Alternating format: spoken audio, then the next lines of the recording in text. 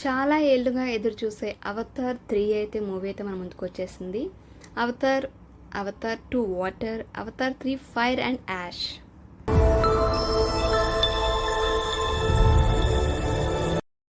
ఈ movie director అయితే అందరికి తెలిసిందే, జేమ్స్ కెమెరూన్.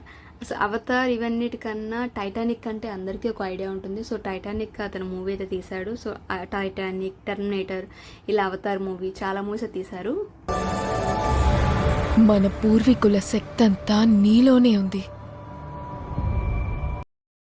ఈ ట్రయలర్ అయితే చాలా డిఫరెంట్గా అయితే ఉంది. ఎందుకంటే నాకు తెలిసి అందులో లాస్ట్లో యుద్ధం సాగిపోతుంది, బట్ అందులో వాళ్ళ అమ్మగారిని తీసుకెళ్తారని మనకు చూపించలేదు. ఈ ట్రైలర్లో అయితే అమ్మగారిని అయితే చూపించారు. అండ్ హీరో కూడా ఎక్కడికో వెళ్ళిపోతున్నాడు. అది ఏంటి, అసలు ఎందుకు వెళ్ళిపోతున్నాడు అనేది మనకు మూవీ చూస్తే కానీ అర్థం కాదు.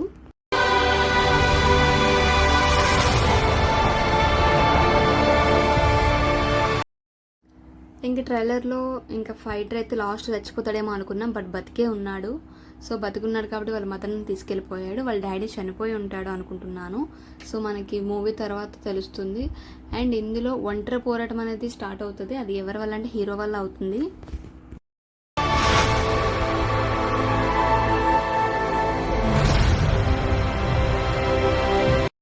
మనకి ఇంకా అవతార్ అనేది ఈ 3 మూవీతోనే ఆగిపోదు. అవతార్ 4, 5 ఇంకా చాలా మూవీస్ అయితే వస్తాయి. పార్ట్స్ విధంగా డివైడ్ చేస్తున్నారు కాబట్టి. ఇంత ద్వేషం నింపుకుని ఎలా బతుకుతావు ఇంకా ఎంతకాలం? సో ఏంటంటే ట్రయల్ అయితే నాకైతే చాలా బాగా నచ్చింది. అండ్ మూవీ కోసం అయితే వెయిటింగ్. మూవీ ఇంకెప్పుడో కాదు, ఈ 2025 డిసెంబర్ 19th అయితే ఈ మూవీ రిలీజ్ చేయబోతున్నారు.